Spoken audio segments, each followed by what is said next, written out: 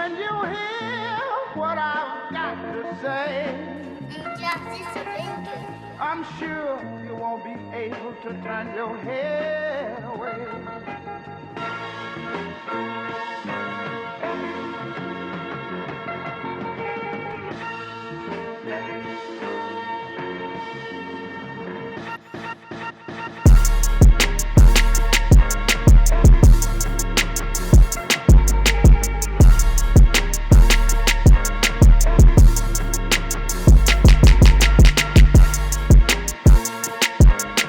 Okay, man, we back with another episode of The Concrete, man. Appreciate y'all for tuning in. Stay tuning in, man.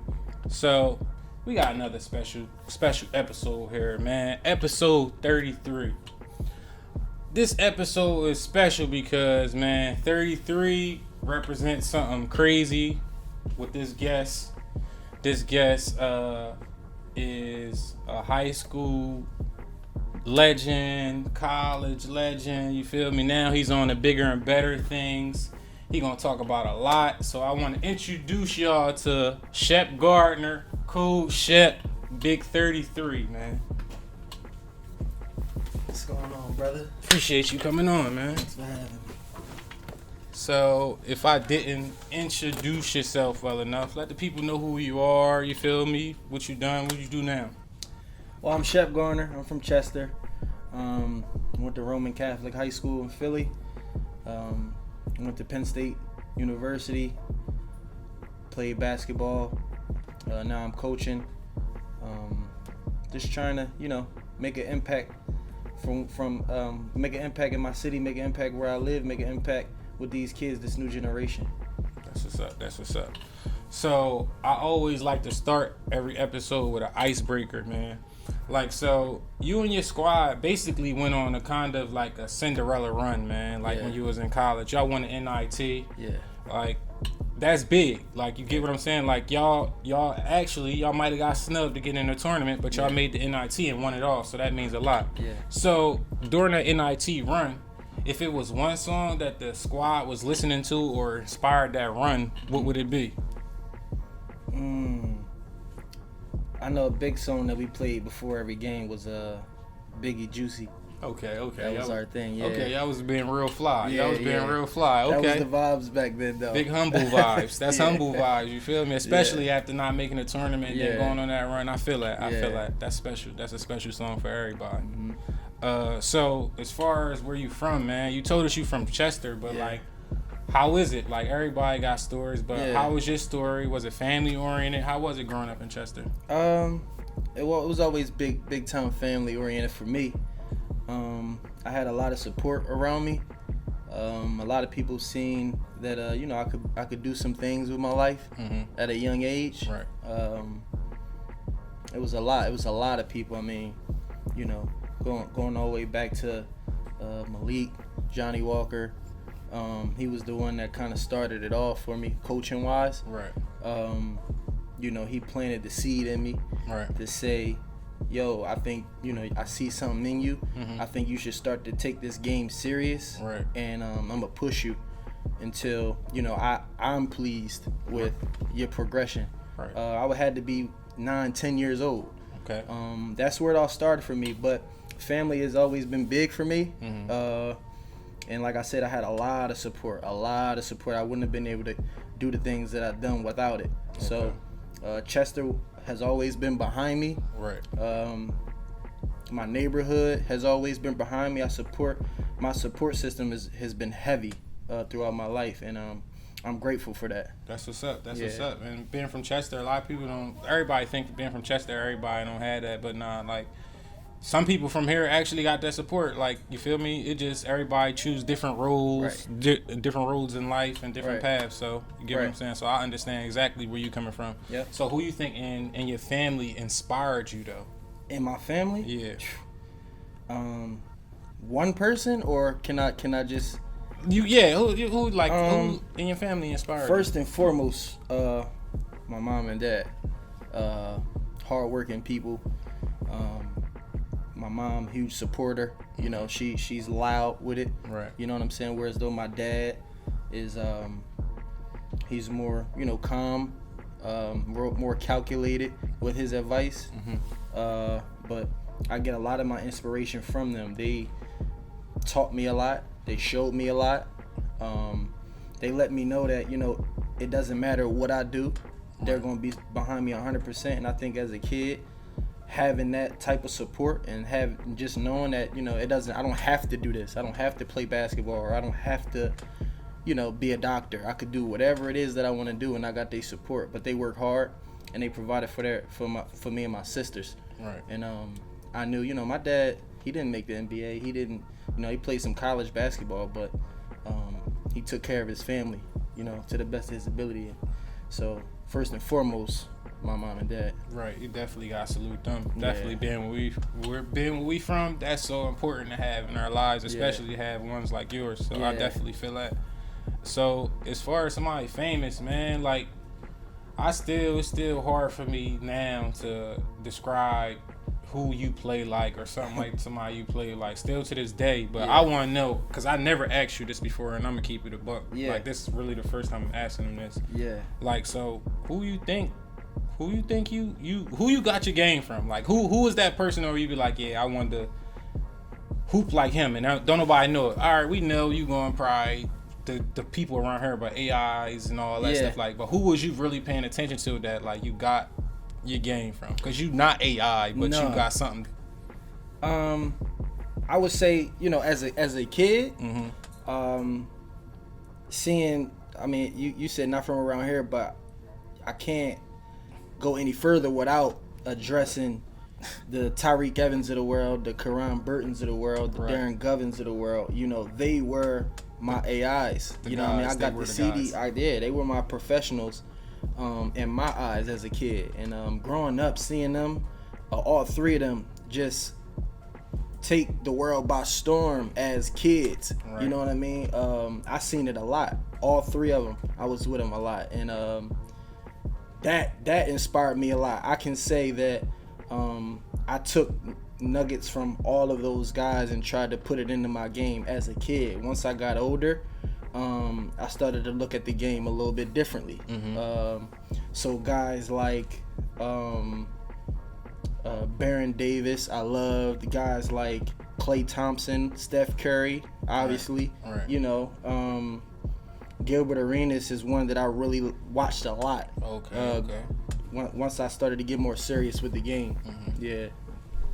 So I definitely, it's crazy, I never heard that one, but the Gilbert one, that's the one I'm thinking about. Like, Gil was definitely shoot first, ask questions later before anybody.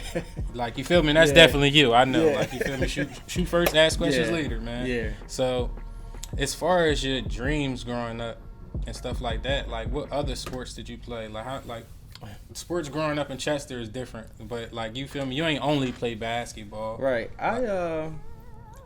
I had a cup of tea with football. Okay. Had a cup of tea. What happened with that? See, it's always okay. Go ahead.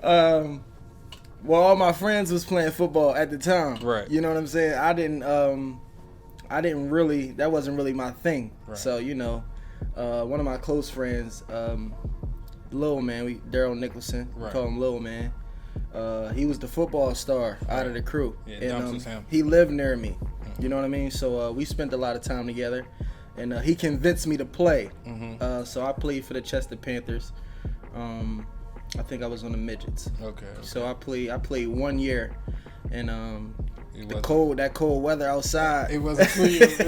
That's cool. Football ain't for everybody. But I had all the nice cleats. But you know what it's like, though. That's cool. I know what it's like. It's cool.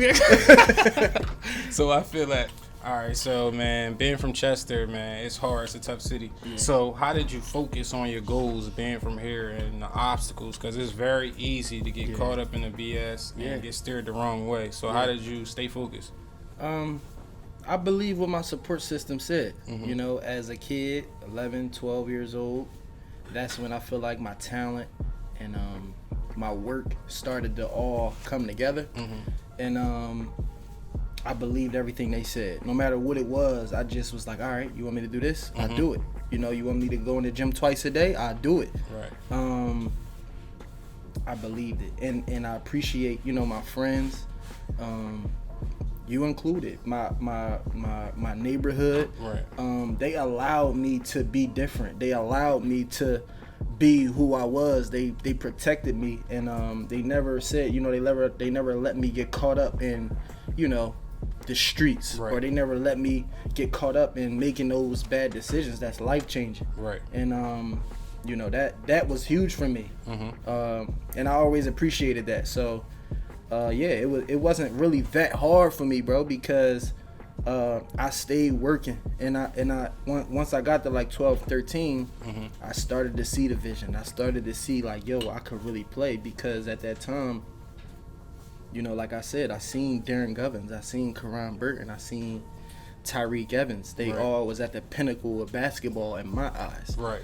And to see Reek go, you know, and be that phenom, and right. you know, I felt like that was me. Right. Right. And that's what kept me focused. As it should. And for me too, I definitely seen them, and we definitely watched them bubble. Yeah. We watched their whole rise and everything. So I feel you. So a lot of people don't probably ask you this, but like everybody know you're a shooter. Yeah. Like who taught you how to shoot? Like who gave you the, or it was just repetition? Because you a shooter, but you don't like you shoot like you got it naturally. It seemed like, but somebody had to teach it. My dad could shoot the ball. Okay. That was his thing. He shot the ball a lot.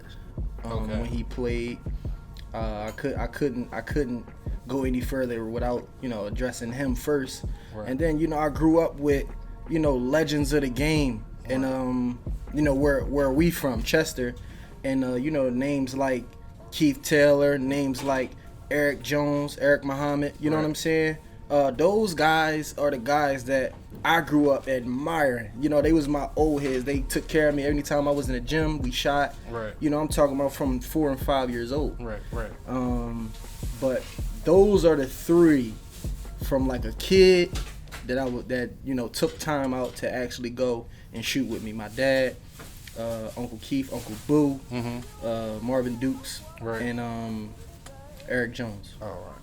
So, as far as playing AAU, man, like you played on the AAU team. What AAU team did you play for growing up? So I have an interesting AAU story. Right. I played for Youth Interlock. Mm-hmm. Youth Interlock is a team or AAU organization that is based out of Chester. Mm-hmm. A lot of guys played for Youth Interlock. Jameer Nelson played for Youth Interlock. He went on to play in the league Right. for I think 13, 14 years. Right. I played for them, you know, up until 8th grade. Mm-hmm. Dominated the AAU scene as a kid. Right. Once I got to high school, I played for team final. I think that was the moment where I knew that, you know, I really got a shot at this. Right. Team final is a team based out of, I guess you could say, Philly, Jersey, Right. a little bit of Delaware too, Right. Tri-State area. Big time Nike program, and you know, they showcase talent. That's what they do. Right. And you play against the best competition in the country, and on the best circuit in the country. And I was able to do my thing. You know, from a 9th grader all the way up to 11th grade, where you stop playing AAU. So that was my AAU journey. But I won. You know, I won at every level. That's and that was something that I take pride in, you know, winning ball games, winning tournaments, getting trophies. Right. Like that was my thing. That was one thing that I could say pushed me always when I was a kid, seeing them trophies. Okay. Yeah, and them tournaments, that was big. Yeah, AAU definitely was a big thing around here. It's playing for anybody, I feel like. Yeah. So, choosing Roman Catholic, being from Chester, what type of choice was that? Like that had to take a lot of heart. Like what was going on? What was the thing going on through your head when you made that choice? Middle school, I was number one player around here. Mm-hmm. Tri-State area. I could pretty much go wherever I wanted to go. Mm-hmm. I was going to St. Patrick's School in New Jersey. That's where I was really going to go. Right. From the jump. Mm-hmm. But they had some violations, and Kevin Boyle wound up going to Montverde, which he is currently at now. Okay. My parents just wasn't ready for me to make that jump all the way to Florida to go play high school basketball. Right. And nobody had done that before. Right. Kids do it now, but nobody had done that before at that time. So it was like, it was just kind of far-fetched. I'm not doing it. Yeah, you know what I'm saying? Especially my parents. I'm not doing it. Chester High was my dream. You know, like, I think every kid dream that grew up and live in Chester, that orange and black means so much to us. Right. You know, I grew up watching it. I went to almost every game I could possibly go to. Mm-hmm. I wanted to go really bad. But it just wasn't in the cards for me. All my friends went there. Right. You know, they were winning, and it just wasn't in the cards. I wanted to go, though. I wanted to go, but it didn't make sense for me and what I wanted for my career. Right. And what my family wanted for my career, most importantly. Right. And that also, it didn't do nothing but enhance your journey and make it better for real. Yeah, it was tough, Mal. It was tough because the city was expecting me to go. Mm-hmm. And it hurt a lot of people that I didn't go. Right. And for, you know, I think that opened the door now for a lot of kids to not go to Chester High. Right. I didn't really see that too often before that. Guys that were really, like, feet really dug in the city. Right. It's a couple guys that did it. But I don't think the caliber of player did it. Right. And was really successful. And you know, it was just I think it was different. I was bred different. Right. And I always was, you know, the different one out of everybody. So it wasn't far-fetched for me and my family, but I think for the city it was like it was just like, why? Yeah. So when you get to Roman, though, man, you get there and you playing with other elite guards. Yeah. How did it get there? Like, I know it was kind of a shock because I'm like, you definitely played with great players before, but now you playing with great players and y'all all trying to figure out who y'all are. Mm-hmm. So how did y'all make it work at Roman? I think Roman prepared me for, I would say, college more so. Mm-hmm. Because if I went to Chester High, I would be playing with my brothers. Mm-hmm. You know what I'm saying? I would be playing with the guys that I've been playing with my whole life. Right. And I don't think college-wise or business-wise, I would have been prepared to play at the next level, because when you playing with your brothers, it's not really about you. Right. You know what I'm saying? It's about the win. It's about, you know, us playing well together, and that's just how we played. Right. You know what I'm saying? But going up there, it made, because I was playing that way, you know, all right, we're going to figure it out this way, we're going to figure it out as a team, but it's like, no, you know, those guys up there, the Philly basketball scene is so much different. Right. Where, you know, it's dog eat dog up there. And that prepared me, man. I went up there and I had to, for the first time in my life, I had to prove myself. Yeah, they made. I feel that that's what Philly gonna do, especially you being from Chester. They gonna make you prove yourself. And I can say that prepared me for college, because when you go to college, you got to prove yourself again. Right. And we gonna get into it. Hold up, we gonna get into that. We gonna get into that. Yeah. All right. So when you was choosing college, right, what was your top 3 choices? So I committed to Florida as a sophomore. Right. My mom she didn't want to do it. You know, she broke down. It was too far, and it made sense. But I always liked Florida. Right. You know what I mean? Since I was a kid, watching those guys play, I liked the color of the uniforms. I liked Florida. You know, it was hot. But I didn't wind up going there. My last 3 choices was Miami, Penn State, Georgetown. Okay. Georgetown, it was close. I went there. I loved the school, but the style of play at the time just didn't fit for me. Right. Penn State was definitely a gamble at the time because their basketball program hadn't really done anything yet.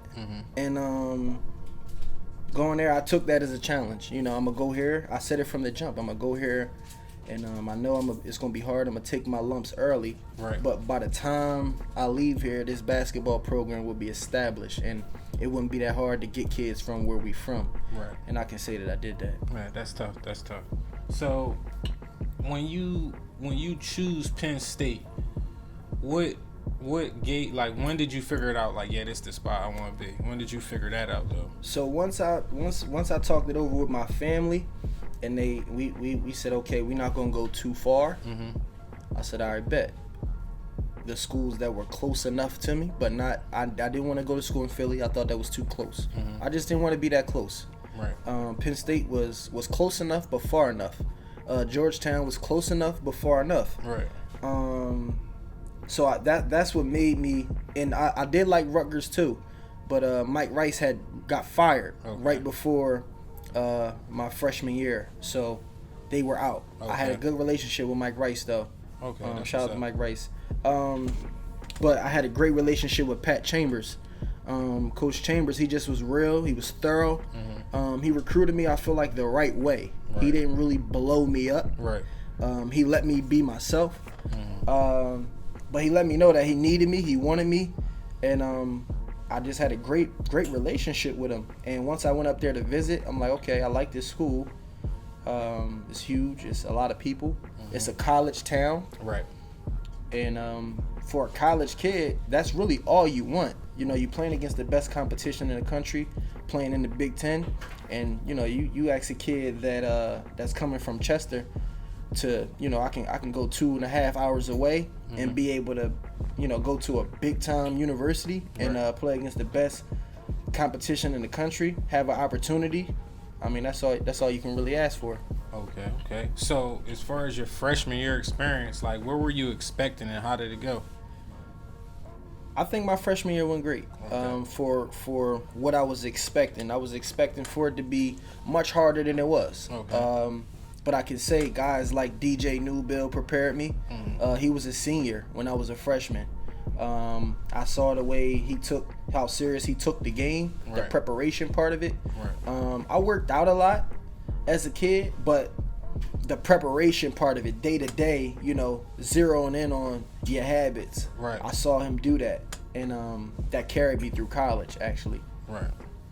So as far as, like, at Penn State, you had a lot of great games. So what do you think your best game was? Tell me. That's a good question. My best game? I have a few. Okay. But your best, your one. My one? We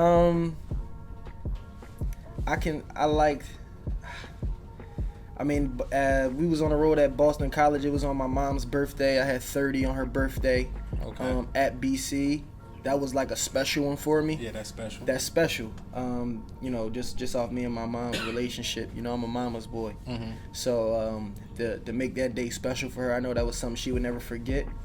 But playing in the Garden,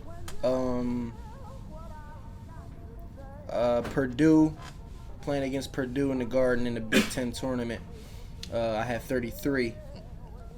That was a big moment for me. I always loved playing at Madison Square Garden. I think I had like 8 or 10 games in there throughout my college career. Yeah, and a lot of people don't get 8 to 10 times to play in the greatest arena in the world. Right. So I feel like the Madison Square Garden, all the people like I don't know, they say every person that go off in Madison Square Garden say it's special. Yeah. But you definitely did it a lot of times. Yeah. I definitely give you that. And we won. Right. My last game was in the Garden. Right. That's so a memorable moment too. I'm going to that too, but like, talk about that kind of, because like y'all missed the tournament and then y'all go on to win the NIT tournament. So how does that feel? Like, how was your feelings like then missing the tournament and then y'all going to do that? My senior year was a roller coaster year for us. We were a young team. And for me, as the senior on the team, you know, I wanted to go out with a bang. Right. I think once I came back for my senior season, it was like, okay, all the individual stuff go out. Right. You know, I want to be remembered here as a legend. And I know people will probably say, like, well, you know, you're a legend anyway up here. But having something in the rafters that they could never take from you. Right. You know what I'm saying? That for me was important, whether that was getting in the NCAA tournament, whether that was, you know, making a deep run in the tournament, or if we did make the NIT, we gonna win it. That was my motivation for my senior year. Right. But like I said, it was a roller coaster, man. We was young, trying to figure it out. And that run, you made yourself, like, aren't you like the all-time 3-point shooter? Yeah. Or you made, what is it? So I broke the all-time three-pointers in a season in the Big Ten history. Right. And then I broke the all-time career 3-point makes in Penn State history. Okay. That was big for me because that's something they can never take from me. Definitely add to the legacy. Yeah, added to the legacy for sure. But it took for us to win to get there. You know, like people don't really look at that part of it. They say, oh yeah, you got the record, but like I broke the record in the Final Four of the NIT. Right. If we don't win, I don't break the record. Right. You know what I'm saying? So it made it so much more special because I didn't really focus on the record. My mom, you know, would call me after every game like, yo, you 13 away, you 7 away. You know what I'm saying? She making sure. Yeah, she making sure. Yeah, so I'm like, Mom, you know, I want to win. You know what I mean? Like, I want to break the record for sure, but I got to win these games. If we lose and I have 9 threes in a game, right, we ain't going to break it. Definitely. You know, that was something that drove me. Okay. So, like, after that, you start gaining your love. We already talked about, like, your mom. Like, we ain't get into that, but your mom, she likes to sing. Like, she sung at the national anthem at your games at Penn State. She was doing her. She was doing her, being her. Yep. So, like, that actually rubbed off onto you. So, like, your musical dreams and talents, like, how does that going for you? Actually dropped the tape last year? You definitely showed the world you got some talent with that also. So where is that now? Where are you going at with that now? I mean, I never really stopped making music. That's just something that I have a true passion for. It's in my blood. You know, my great aunt Brandy Wells, my mom's a singer. My cousin is Flavor Flav, who's a rap icon, hip hop icon. It's just in my blood, and I got a true love for it. And once the pandemic hit, where it wasn't no basketball, wasn't no gyms, wasn't nothing, it was like, okay, well, you know, I picked up my phone and I just started listening to music. I always did poetry. I always wrote poetry, so it was easy for me to make music, I think, and I had it in me the whole time. All right. But I fell in love with it. The first song I ever recorded, I just fell in love with the whole process, and I'm still in love with it. And what was the tape called? And where could the people go find it if they wanted to go listen to it right now? To see it, you feel me? To see your thing. Yeah. Man. The tape is called "Retired My Jersey." That was just my mindset, my mind frame at the time. Going through a lot during that time. And that was my way of, you know, I guess venting. Right. Safe way. Right. Safe way to vent. Safe way to just get it off my chest and get it out there. Right. But I appreciated the process. I appreciated that time in my life because I think I grew a lot during that time. You know, so definitely. Music is in me. It's ingrained in me, and I appreciate it. I love it. So, All right, we talked about all the accolades, all the things that you're doing, but a lot of people don't understand, like, it's not all peaches and cream. Like, you're not, like, it's not, they don't see you in the gym, they ain't gonna see you sweating, they ain't gonna see you bleeding, they only gonna see the success. Right. So tell us about a time that you felt like very uncomfortable, that you didn't achieve something, it didn't go your way, but you also learned something from it. So it hit me immediately after college. Having the college career that I had, I felt like things should have went much different than they went. So I hit adversity from the jump. You know, I had very few workouts that hurt me, because I was watching guys that I literally torched my whole life. You know what I'm saying? Get opportunities that I just didn't get, and I didn't understand it. Right. You know what I'm saying? So immediately, when that adversity hit, I'm like, okay, maybe something got to give at some point. Right. You know what I'm saying? But I learned the business of basketball, and a lot of times it's just not your talent. You know what I'm saying? It's not only that. It's not only that. Yeah. You know, you gotta have the right support system. You know what I mean? Around you that's speaking for you, that's really working to get you to your dreams or your goals. They gotta have the same drive that you have, and that's a big part of it that a lot of people don't really understand. A lot of kids go through that, and I think that needs to be talked about more often with, you know, the athletes coming out these days. It's more, you know, we got to work on our game. We got to, you know, be ready for the moment, be ready for the opportunity, but you got to make the right decisions outside of that to make sure, you know, you get to your goals or your dreams. Right, and I definitely understand that, because it's just like right now, like, it's like everybody just think basketball, you playing basketball, but once you get to that level, it's bigger than basketball. It's a business. So and a lot of the people from our culture, that's a culture shock, just going to something that we've been playing all our life and loving and just playing it for fun, but now it's just like you're getting paid for it. It's like it's a lot of politics involved and stuff of that nature. So I definitely feel you, and it's definitely hard to get back from that. No doubt. So after you got back from that, man, let the people know what you doing now, like what you got going on now. So last year, I got my Uncle Keith called me. Keith Taylor, he's the head coach at Chester High School. He called me one night, and let me take it a step back. Before that, I went back to Roman Catholic. I knew that I wanted to give back, right, with the game. So I went back to my high school that I you know graduated from. And I went there for a couple practices, and I just didn't get the vibe that I was looking for. You know what I'm saying? Right. It was nothing that they done wrong, but it was more so like I just didn't feel it. Yeah. You know what I'm saying? It probably was the style of play or something like that, or just the energy. Yeah, but I forgot that, you know, when I went to Roman, that was business. And it was a different. Business. It was a different vibe there, though. Yeah, it was a whole different vibe, and it wasn't really that home vibe. You know what I'm saying? It was just more, and I realized that immediately once I went back. I was like, okay, this school does love me. The fans love me, and this is my school that I graduated from. But I don't really know these kids. I don't really have like a true connection with these kids, so I didn't go back.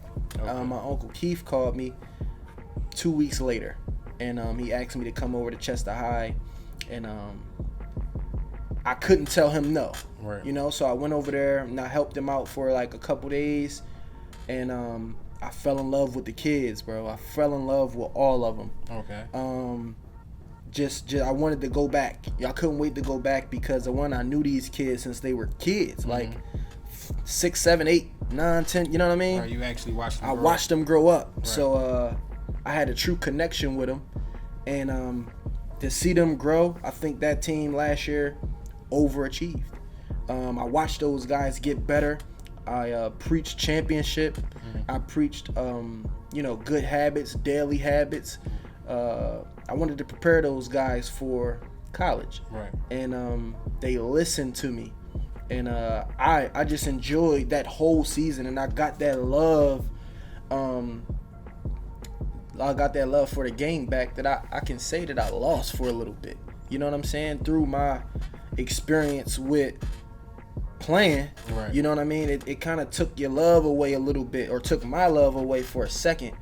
And just being around the guys and having the city lit like that for a few months, you know what I'm saying? I thought that was like great. It was great for me to give back to those kids, and that was a time that, you know, I'll never forget, and I'm appreciative of, because that led me to another opportunity that I'm able to still make an impact on these kids, young kids. And I think that's what it's all about for me at this point in my life. I just want to make an impact on the next generation, whichever way I can give back. Or so what was that next move? Well, now I coach at Florida Gulf Coast University. That's what's up.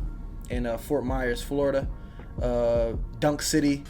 They came up with that. They had a deep run in the tournament a few years ago, 2013, I think. Mm-hmm. And it's a great school, great school, great location. But my coach that coached me at Penn State, Patrick Chambers, he got the job there and called me immediately when he got the job. Like, yo, I need you to come down here. I want you to come work for me, and it'd be great, you know, for us to link back up and, you know, take on the NCAA again. It's kind of like a dream come true for my family. Mm-hmm. That's what they wanted for me. I didn't really, you know, I never seen myself getting to this point, Mal. You know what I mean? I didn't think that I would be a college coach, honestly. Right. But, you know, from my experience that I had in Chester, I couldn't pass up this opportunity. And I think that being a college coach now, I can still impact the kids at where I live. Right. You know what I mean? It's just in a different way. That's tough. And congratulations with that, man. Yeah, that's a power move for around here. Definitely. So, man, I always like to finish up the episode with this, man. We know a lot of kids pay attention to you. They pay attention to what you do. They always watching what you do. They supporting you. You giving them jewels. But what could you tell them, like the kids that's like interested in what you're doing and trying to accomplish the same goals as you? I would say sacrifice is a big one. That's one that I preach often to the kids that I'm around.